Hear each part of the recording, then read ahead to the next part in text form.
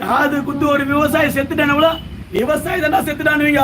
அதே கொலை பண்ணி போட்டோன்னா ஐயோ கொலை பண்ணிட்டாங்க நீங்க கொலை பண்ற ஒருத்தந்தான். ஒரு விவசாயி செத்தானா அதுக்கு காரணம் நீங்க தான், நீங்க மட்டும்தான். நீங்கன்னா பொதுமக்கள், நீங்க தான் சொல்றேன், பொதுமக்கள் மட்டும்தான் யோசனை பண்ணி பாருங்க ஏன்ட்டு. அப்புறம் நீங்களே கமெண்ட் பண்ணுவீங்க இதுக்கு ஆன்சர். அது மட்டும் இல்லைங்க. ஸோ அதுக்கப்புறம் இங்கே ஒரு படம் ஒன்று ரிலீஸ் ஆகுது தேட்டரில்.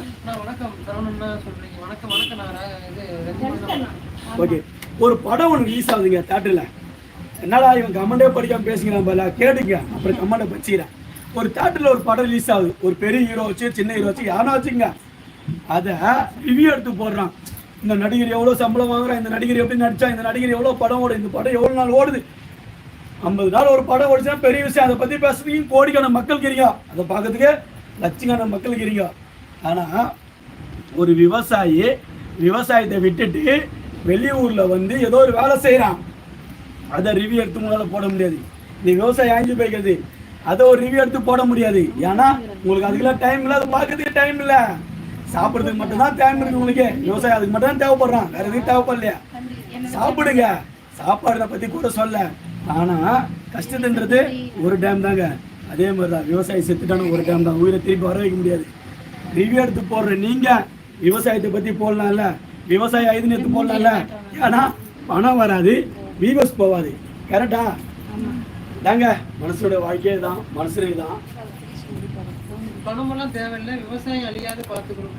ஸோ அதனால இவன் மாறின விவசாயத்தை பற்றி பேசிட்டு இருக்கான். போர் அடிக்குதுன்னு பாக்குறீங்களா? கண்டிப்பா போர் அடிக்கிறாங்க, போர் அடிக்குதான்.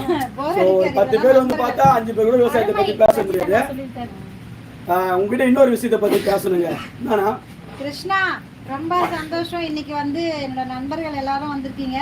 ஏழுமலை தம்பி வந்து பேசுனதே எந்த அளவுக்கு உங்களுக்கு வந்து பிடிச்சிருந்தது அப்படின்றத எனக்கு நீங்க கமெண்ட் பண்றதை வச்சே தெரியுது. ஏன்னா விவசாயத்தை பத்தி இவர் மட்டும் தான் பேச முடியும். ஏன்னா விவசாய சேனல்ல உண்மையிலேயே அவர் வந்து விவசாயம் பண்ணி நஷ்டம் வந்தாலும் லாபம் வந்தாலும் அவர் வந்து உழைக்கிற சேனல் வந்து கிருஷ்ணா. நீங்க போய் பார்த்தீங்கன்னா சேனல் சப்போர்ட் பண்ணிடுங்க.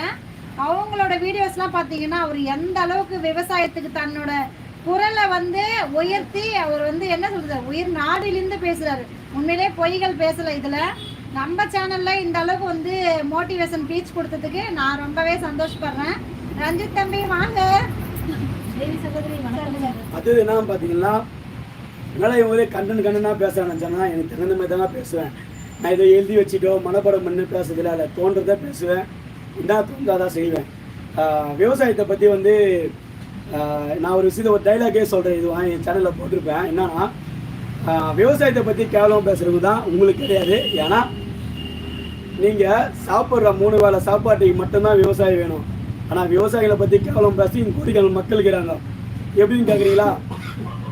நீங்கள் சாப்பிட்ற 3 வேளை சாப்பாட்டையும் இன்டர்நெட்டில் போயிட்டு கூகுளில் போயிட்டு சாப்பாடுன்னு டைப் பண்ணால் தட்டில் வரவே வராது. இறங்கி பாடு பண்ணணும், வேலை செய்யணும், கஷ்டப்படணும், ஆள் வர மாட்டாங்க. நாற்று நடணும் எல்லாமே பண்ணுங்க. அந்த அந்த எனக்கு உடம்பு சரியில்லை, நான் கவலைப்பட மாட்டேன்.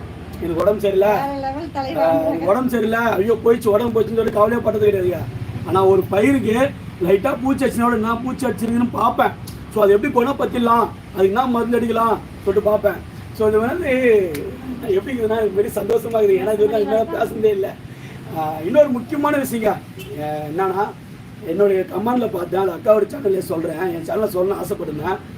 அது பெரிய லென்த்தாக போயிடும். அதனால்தான் குழந்தை நம்ம பிரச்சனைக்கு விவசாய காரணன்றீங்க.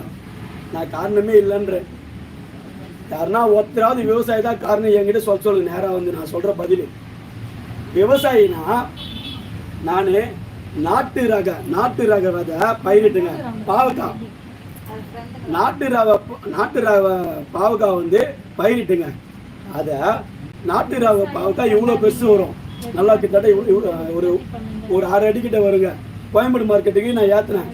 அதே ஹைபிரிட் பாவக்காவை விதை வச்சேன், அதையும் ஏற்றினேன். ஹைபிரிட் பாவக்காக 50 ரூபா பட்டி போட்டு கொடுத்தான், நாட்டு பாவக்காய் 10 ரூபாய் தாங்க கொடுத்தான். அப்போ நான் எதை விவசாயம் பண்ணுறேன் நீங்கள் சொல்லுங்க பாப்பா. சரிண்ணா இதுக்கு அதுக்கு நான் காரணங்களா ஏங்க? அந்த காலத்தில் பார்த்தீங்கன்னா எங்கள் ஊர் எடுத்துக்கிறேன், ஊரை சுற்றி எங்கள் ஊரை சுற்றி ஒருத்தருக்கு தாங்க குழந்தைல பிரச்சனை இருந்திருக்குது. ஒரே ஒரு ஆளு தான் குழந்தை இல்லாமல் பிரச்சனை இருந்திருக்கு. ஆனால் இப்போ இருக்கிற காலகட்டத்தில்